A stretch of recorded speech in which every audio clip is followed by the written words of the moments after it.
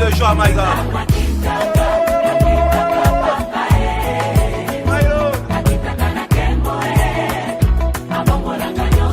Si tu es dans la souffrance, chante ces cantiques.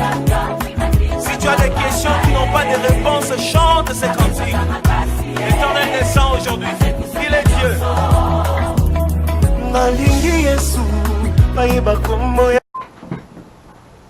Alléluia. Sois béni au nom de Jésus-Christ.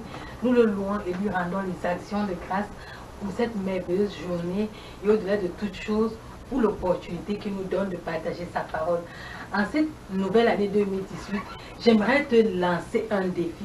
J'aimerais te challenger dans ta foi. J'aimerais te challenger dans ta vie. J'aimerais te challenger dans ta vie de couple. J'aimerais te challenger dans ta vie politique. J'aimerais te challenger, peu importe l'endroit où tu te trouves, j'aimerais te challenger en cette année 2018. Pourquoi je veux te challenger? Parce que, vous savez, pour avoir de la révolution, pour pouvoir changer nos manières de faire, pour pouvoir changer nos vies, ça nous prend vraiment la foi, ça nous prend de croire en nous, ça nous prend de travailler, ça nous prend d'accomplir nos projets, ça nous prend d'avoir des projets. Cette année, nous sommes au début de l'année 2018 et chacun d'entre nous a eu à faire des plans, des projets, a eu à regretter les échecs de l'année passée. Mais en ce moment, tout est donné. Tu peux te donner cette année comme une année de victoire, une année de réalisation de tout ce que tu vas entreprendre. J'aimerais revenir avec toi à la parole parce que je ne voudrais pas te parler en vain, faire des vains discours. Je ne suis pas une femme politique, mais je suis une femme de foi qui croit en l'avenir, qui croit en Dieu, qui croit que Dieu est capable de manifester dans la vie de quiconque met sa confiance à lui tout ce qu'il désire. Viens avec moi dans la parole de Dieu. Dans le livre de 1 Samuel au chapitre 17, il est écrit: les Philistins réunirent leurs armées pour faire la guerre et ils se rassemblaient à Soko, qui appartient à Juda. Ils campèrent entre Soko et Azeka et à Éphèse d'Amin. Saül et les hommes d'Israël se rassemblèrent aussi. Ils campèrent dans la vallée des Térébintes et ils se mirent en ordre de bataille contre les Philistins. Les Philistins étaient vers la montagne d'un côté et Israël était vers la montagne de l'autre côté. La vallée les séparait. Un homme sortit alors du camp des Philistins et s'avança entre les deux armées. Il se nommait Goliath. Il était de Gath et il avait une taille de 6 coudées et un d'empan. Sur sa tête était un casque d'airain et il portait une cuirasse à écailles du poids de 5000 cycles d'airain. Il avait aux jambes une armure d'airain et un javelot d'airain entre les épaules. Le bois de sa lance était comme une ensouple de tisserand et sa lance pesait 600 cycles de fer. Celui qui portait son bouclier marchait devant lui.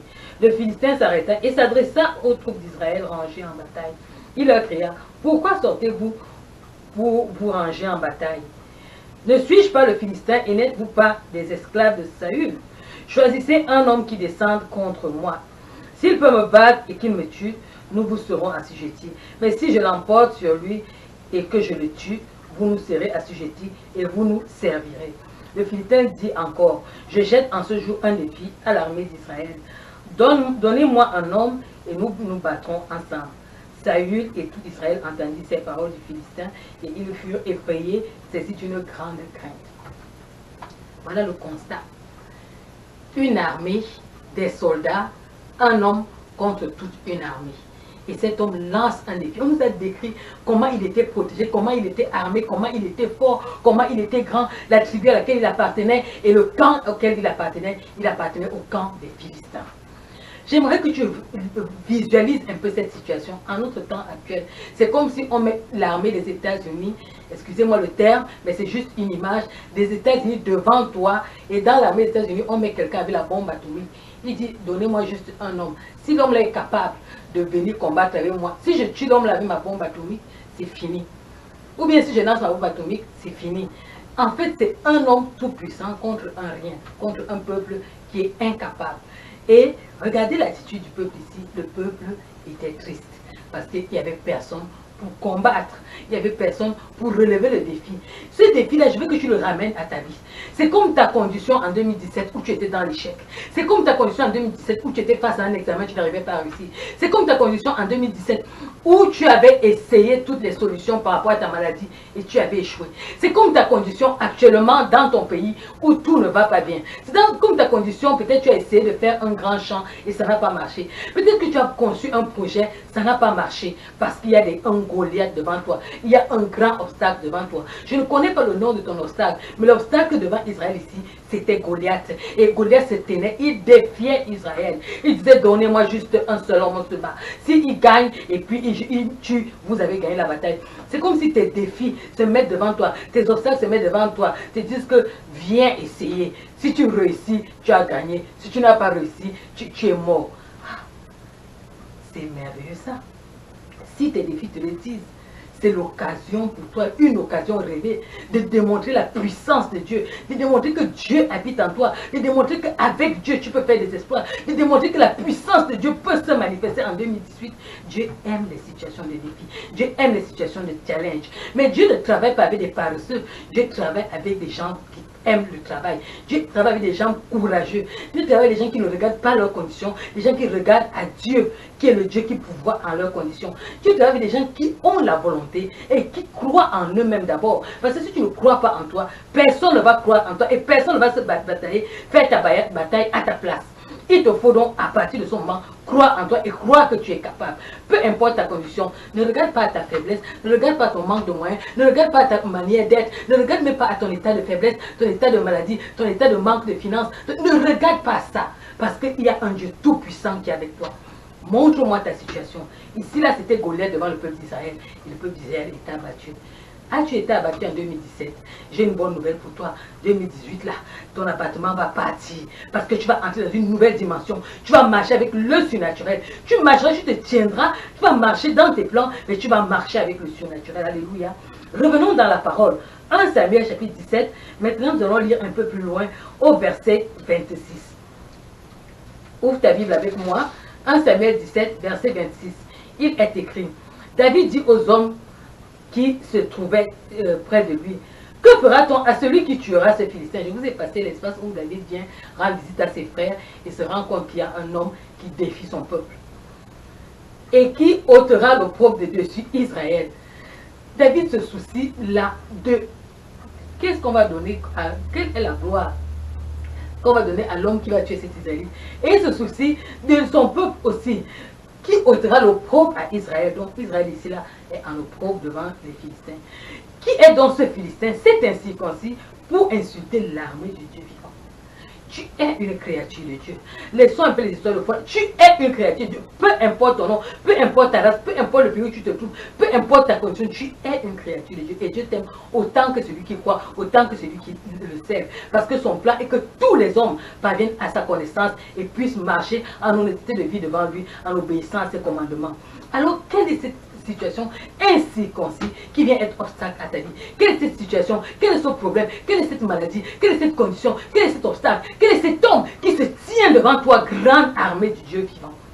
Parce que rappelle-toi, celui avec qui tu marches est le créateur de l'univers. Il a dit que tous les gens qui se retournent vers lui, dans la prière, il les écoute. Alors aujourd'hui, tu peux élever la prière dans ta condition et changer ta condition. Voilà la question que le petit David a des grands frères qui sont des gens de l'armée, qui travaillent dans l'armée, qui sont même au combat et qui sont parmi les rangs de ceux-là que Goliath défie. Le petit David vient rendre visite à ses frères et pose la question, mais qu'est-ce qui se passe ici là? Pourquoi vous tremblez tous comme ça avec vos armes? On lui dit qu'il y a un grand Philistin là-bas, Goliath, qui nous défie. Il dit, ok, qu'est-ce qu'on va faire à cet homme-là qui va pouvoir daigner répondre à ce Philistin, Et quel est même cet homme qui insulte l'armée du Dieu vivant? Alléluia. Voilà la question que David pose. Voilà l'inquiétude de David. Voilà la condition dans laquelle David se trouve. Alléluia. Nous allons continuer la lecture dans 1 Samuel au chapitre 17, versets 40 à 49. Alléluia. Prends ta Bible avec moi. Nous continuerons la lecture. Verset 40, il est écrit, il prit en main son bâton, choisit dans le torrent 5 pierres polies et les mit dans sa gibecière de berger et dans sa poche. Puis, sa fronde à la main, il s'avança contre le Philistin. Le Philistin s'approcha peu à peu de David, et l'homme qui portait son bouclier marchait devant lui. Le Philistin regarda, et lorsqu'il aperçut David, il le méprisa, ne voyant en lui qu'un enfant blond et d'une belle figure. Le Philistin dit à David, suis-je un chien pour que tu viennes à moi avec des bâtons après l'avoir maudit par ses dieux? Il ajouta, viens vers moi et je donnerai ta chair aux oiseaux du ciel et aux bêtes des champs. David dit aux Philistins, tu marcheras contre moi avec l'épée, tu marches contre moi avec l'épée, la lance et le javelot, et moi je marche contre toi au nom de l'Éternel des armées du Dieu de l'armée d'Israël que tu as insulté. Aujourd'hui, l'Éternel te livrera entre mes mains, je t'abattrai et je couperai ta tête. Aujourd'hui, je donnerai les cadavres du champ des Philistins aux oiseaux du ciel et aux animaux de la terre, et toute la terre saura qu'Israël a un Dieu. Et toute cette multitude saura que ce n'est ni par l'épée, ni par la lance que l'Éternel sauve, car la victoire appartient à l'Éternel, et il vous livre entre nos mains. Aussitôt que le Philistin s'est mis en mouvement pour marcher au-devant de David, David courut sur le champ de bataille à la rencontre du Philistin. Il mit à la main dans sa gibecière, il prit une pierre et la lança avec sa fronde. Il frappa le Philistin au front et la pierre s'enfonça dans le front du Philistin qui tomba le visage contre terre. Alléluia. Voilà la condition. Voilà David qui est face à Goliath. Voilà Goliath qui insulte David. Il dit, mais qui es-tu, petit blond, petit enfant? On m'envoie un petit enfant. Mais toi, je vais te couper. Il lui dit déjà ce qu'il va faire. Mais David ne se tait pas. David avait son petit bâton et sa petite lance. Dit au monsieur, au grand géant qui est devant lui, oh, tu viens avec moi avec la lance et le javelot. Moi, je viens vers toi au nom de l'Éternel des armées. Peut-être que tu as essayé les solutions les années passées. Peut-être que tu as marché par tes propres plans, par ta propre intelligence. Je veux t'annoncer une bonne nouvelle. Il y a un Dieu avec ici. Quand tu marches avec l'Éternel Dieu des armées qui combat, qui aime les batailles et qui est toujours victorieux, la victoire est assurée. Si tu marches dans tes plans avec l'Éternel Dieu des armées, la victoire est assurée. Si tu marches avec l'Éternel Dieu des armées dans tes projets, dans tes études, dans tes plans, dans ton travail, dans ta nation, dans ton combat, dans tout ce que tu vas entreprendre cette année, la victoire est assurée. Alléluia. Et nous voyons cela ici avec le petit David. David a couru vers lui, il a pris le petit caillou, il l'a mis dans la fronde. Il dit, ok, toi tu marches avec tes dieux et tu as confiance en ton javelot. Moi j'ai confiance au Dieu Tout-Puissant. Oh, tu vas déplacer ta confiance maintenant. Tu vas la mettre au Dieu Tout-Puissant. Parce que toi, tu peux marcher avec la lance et javelot, mais Dieu avec toi, Dieu connaît l'avenir. Dieu connaît ce qui va se passer. Dieu connaît comment déjouer tes obstacles. Dieu connaît où passer afin que tu aies la victoire. Dieu connaît quoi toucher afin que tu aies la victoire. Dieu connaît les plans, les obstacles qu'il y a devant toi, les limitations physiques, les limitations spirituelles, les limitations de territoire que tu as. Dieu les connaît car c'est lui le créateur du ciel et de la terre. Et parce qu'il les connaît, il connaît comment te donner la victoire si tu mets ta confiance en lui. Alléluia. Voilà ce que David lui répond. Ainsi, avec une fronde, verset 50, et une pierre, David fut plus fort que le Philistin. Il le terrassait et lui ôta la vie sans avoir d'épée à la main. Il courut, s'arrêta près du Philistin, se saisit de son épée qu'il tira sur du fourreau, le tua et lui coupa la tête. Les Philistins, voyant que leur héros était mort, prirent la fuite. Cette année, c'est l'année où tes obstacles doivent prendre la fuite. Est-ce que tu sais que les obstacles entendent le nom de l'Éternel des armées? Est-ce que tu sais que la maladie entend le nom de l'Éternel des armées? Est-ce que tu sais que la stérilité entend le nom de l'Éternel des armées? Si la mort aura pu entendre le nom de l'Éternel des armées lorsque Jésus était mort dans le tombeau, hey, la mort devant toi entend le nom de l'Éternel des armées. Tes études devant toi entendent le nom de l'Éternel des armées. Tes obstacles devant toi entendent le nom de l'Éternel des armées. Tes blocages devant toi entendent le nom de l'Éternel des armées. Tout ce qui est devant toi entend le nom de l'Éternel des armées. Et si c'est ce nom que tu emploies cette année, dans tes problèmes, dans tes situations, dans tes blocages, tu marches dans la victoire, tu marches vers la réussite, tu marches vers le succès, tu marches vers la réalisation, tu marches vers la gloire. Alléluia. C'est ce message que j'aime. Tu sais, j'ai observé un peu sur la terre comment les hommes marchent. J'ai vu deux présidents qui ont été des présidents inattendus, mais qui ont pu gagner la victoire. Ils ont d'abord cru en eux premièrement. Je parle ici du président Obama qui s'est battu et qui a pu être président malgré les obstacles, malgré que les pronostics le donnaient comme perdant. Je parle ici du président Trump qui a pu passer, malgré qu'il ne s'y connaissait pas tellement en politique, mais il avait la foi. Il avait dit, avant même de se présenter aux élections, des années auparavant, que le jour où je me présenterai aux élections, je pars pour gagner. Quelle force de frappe! Quelle foi! Un homme qui marche avec la foi. Ça te prend d'avoir la foi cette année. Ça te prend pas seulement les conditions normales. Ça te prend d'avoir la foi en Dieu. Ça te prend aussi le travail. Vous verrez que les gens qui se distinguent généralement, ce ne sont pas tellement les gens trop intelligents. Ce sont les gens qui travaillent, des gens travailleurs, des gens qui croient en eux, qui bossent, des gens qui épargnent, qui ne se laissent pas aller à la paresse, mais qui se lèvent et qui marchent. Et toi qui es croyant, en cette année, tu as besoin d'être un homme travailleur, une femme travailleuse, un enfant travailleur, un papa travailleur, une maman travailleuse. Ça ne prend pas des paresseux. Cette année, ça prend des gens travailleurs. Cette année, ça prend des gens qui croient en eux. Cette année, ça prend des gens qui commencent avec Dieu. Cette année, ça prend des gens qui mettent leur foi en Dieu. Cette année, ça prend des gens qui voient déjà leur projet réalisé. Tu vois le projet, tu te vois dans le projet, tu vois comment tu réalises le projet, tu vois comment tu marches dans la victoire. Et ça prend ta pensée, ça prend ta foi, ça prend un homme qui tient, ça prend un homme qui avance. Écoute, si David devait regarder à ces conditions, regarder comment il était fait, regarder comment il ne peut pas réussir, hey, il n'allait pas réussir. Mais David n'a pas regardé à ça. Il s'est souvenu qu'il appartient à une tribu, il appartient à un Dieu qui combat, il appartient à un Dieu qui soutient, il appartient à un Dieu qui combat pour lui. Et il a dit, je viens en ton nom, au nom des ténèbres des armées. Je ne connais pas à quel niveau de la société tu te trouves. Si tu es étudiant, je te lance le challenge de réussir ton examen en cette année. Si tu es au lycée, tu fais un probatoire, un bac, tu fais un BPC, je te lance le défi, je lance le défi à toute une classe, à tout un lycée de réussir leurs examens cette année. Je lance le défi à tout étudiant, peu importe sa classe, peu importe son lieu, cette année, peut-être tu étais paresseux, je te lance le défi de bien relever le défi de réussir à tes examens. Ça te prend de travailler, ça te prend de t'organiser en groupe, ça te prend d'approcher les professeurs, aller les voir, dire que je n'arrive pas à m'en sortir, aidez-moi. Si tu te fermes la porte, cherche un prof. Si tu cherches un grand frère, si le grand frère te ferme la porte, cherche un ami. En tout cas, bouge-toi, ne reste pas sur place, lève-toi, cherche, cherche. La Bible dit celui qui cherche trouve. Si tu cherches quelqu'un qui peut t'aider, tu vas trouver quelqu'un qui va t'aider. À l'école, si tu as des projets, tu cherches quelqu'un qui peut t'aider, Dieu va mettre sur ton chemin quelqu'un qui va t'aider. Je ne connais pas à quel niveau tu as des blocages. Même la femme qui est au marché, qui dit, oh moi, je ne peux pas m'en sortir, mon commerce est ceci, mon commerce, fais ton commerce, prie sur ton commerce, commence à épargner, commence à vendre, ne dépense plus n'importe comment, regarde les sources où tu as des pertes, ferme ces sources-là. Dis-toi que cette année, je ne dépense pas. Cette année, je dois multiplier mon commerce par 2. Cette année, je dois passer à une autre échelle. Ça prend que tu aies de l'ambition, que tu visualises. Si tu marches sans ambition, si tu marches sans plan, si tu ne vois pas où tu vas arriver, tu ne vas jamais arriver quelque part.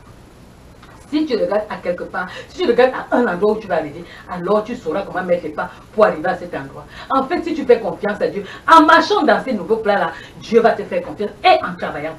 Peut-être que tu avais une terre, la terre était aride. Comment se fait-il qu'il y a des gens, il y avait une terre, on disait que la terre est aride. Des gens ont pu faire des compotes avec des fruits, les épluchures des fruits versés sur la terre aride où les plantes étaient parties et les plantes ont repoussé.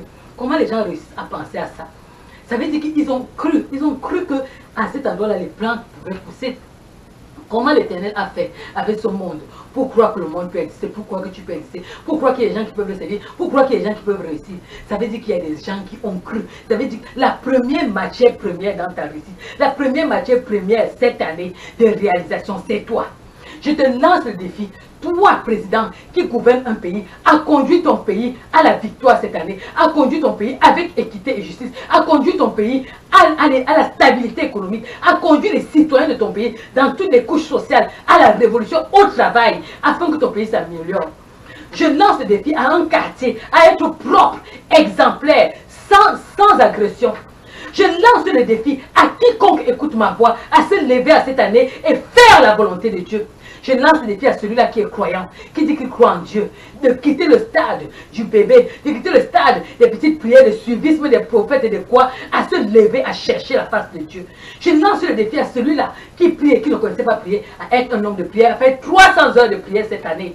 Je lance le défi à celui-là qui dit qu'il est prophète, à nous amener la révélation de Dieu, pas des paroles concoctées en regardant les informations. Je lance le défi à celui-là qui est un leader, d'être un modèle en conduite et en pensée, en manière de faire, en manière d'agir, en étant travailleur. Je lance le défi à celui-là qui est pasteur, à conduire le peuple de Dieu dans la profondeur, dans la recherche de Dieu, dans la communion avec Dieu. Je lance le défi à celui-là qui est chrétien et qui ne priait pas, qui avait des problèmes dans sa vie, qui ne connaissait pas comment marcher avec Dieu, de chercher Dieu cette année. Je lance le défi à toutes les couches sociales, peu importe ta race, peu importe ta nation, peu importe le lieu où tu te trouves, je te lance le défi que cette année soit une année différente de toutes les autres années. Je te lance le défi d'être une personne différente. Je te lance le défi d'être une nouvelle personne, une nouvelle créature, d'être obéissant. Je lance le défi à un gangster cette année, à être un modèle de conduite dans sa société et un modèle inspirant pour les jeunes enfants dans sa société. Je lance le défi à celui-là qui a un petit chiffre d'affaires, à prospérer cette année et témoigner que Dieu est puissant, Dieu est capable de bénir financièrement. Je lance le défi à celui-là qui fait les affaires, d'amener ses affaires, de rendre ses affaires propres et de les amener devant Dieu. Et de dire à Dieu, je te défie de faire de moi un millionnaire. Je lance le défi à celui-là qui est installé en autorité, à marcher dans la droiture, si son gouvernement ou si son ministère ne sera pas dans la droiture. Je lance le défi à celui-là qui est un proviseur de lycée d'être un exemple. Le grand problème que nous avons par exemple dans nos établissements scolaires, c'est le problème du retard. Je lance le défi aux étudiants en cette année, aux élèves, à être à l'heure à l'école. Je lance le défi aux étudiants, à ceux-là qui étudient, à être des bons étudiants, à être des modèles. Je lance le défi à ceux-là qui aiment insulter, à de ne pas, toute cette année, une année sans insulte. Je lance le défi à ceux-là qui sont addicts dans l'alcool, cette année sans alcool. Je lance le défi à ceux-là qui sont drogués, cette année sans drogue. Est-ce qu'on peut avoir des défis et des défis dans la société où les gens décident de se lever et de marcher dans la droiture et de faire ce qui plaît à Dieu? Je lance le défi à une nation, je lance le défi à un peuple, je lance le défi à ceux-là qui croient à marcher dans la droiture cette année 2018. Viens relever le défi avec moi, viens plaire à Dieu, viens marcher, viens. Essayons un peu Dieu cette année et voyons si Dieu va nous décevoir. Peut-être vous avez essayé les chemins dans les années antécédentes. Dans les années passées, vous avez essayé les chemins et vous n'avez pas réussi. Je te lance le défi en 2018 et viens me rendre compte en fin 2018 si Dieu n'est pas avec toi. Une seule chose, crie vers l'Éternel. Une seule chose, mets ta confiance à l'Éternel. Si tu ne connais pas comment faire, il dit que si tu n'as pas de sagesse, que tu viennes à lui. Il donne la sagesse à ceux-là qui n'ont pas de sagesse. Je te lance le défi cette année de demander à l'Éternel quelque chose. Nous verrons s'il ne va pas l'accomplir. Si tu as un cœur sincère. Je te lance le défi, toi qui es paresseux, de devenir un homme travailleur. Je te lance le défi, toi qui étais une femme qui n'obéissait pas à son mari, à être une femme soumise. Je te lance le défi, toi qui étais un homme infidèle, à être un homme fidèle en cette année. Pas de copine dehors, pas d'infidélité dehors. Je lance le défi à quiconque avait une conduite malsaine. Cette année, prendre une année sabbatique devant Dieu et nous verrons si Dieu ne va pas répondre. En fait, si je me résume, je lance le défi à toute la société en cette année de marcher en honnêteté de vie, de réussir leurs défis, de réussir leurs projets, de réussir leurs examens, de réussir tout ce qu'ils entreprennent, de réussir dans leur carrière, de réussir dans leurs études, de réussir avec Jésus, de réussir à ceux-là qui servent Dieu, à servir Dieu. Ceux-là qui étaient corrompus, qui essaient de faire des prédications manipulatrices pour pouvoir escroquer les gens. Je te lance le défi de mettre l'Éternel au centre de ton ministère si Dieu ne va pas faire quelque chose avec toi. En fait, viens relever le défi. Viens relever le défi devant moi. David a relevé le défi ici là. Il a dit je marche au nom de l'Éternel des armées. Moi je te lance le défi. Viens relever le défi devant Dieu. Et nous verrons si Dieu ne va pas t'amener à accomplir des exploits. Voilà le message que tu avais déposé dans mon cœur pour toi. Toi femme, toi enfant, toi croyant, toi non croyant, toi qui m'écoutes, la parole est pour toi. Saisis-la et marche avec elle en 2018. Assurément, tu réussiras. Que Dieu te bénisse.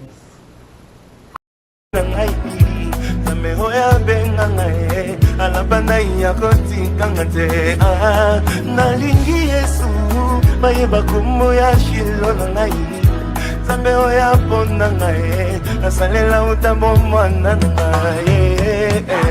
My God.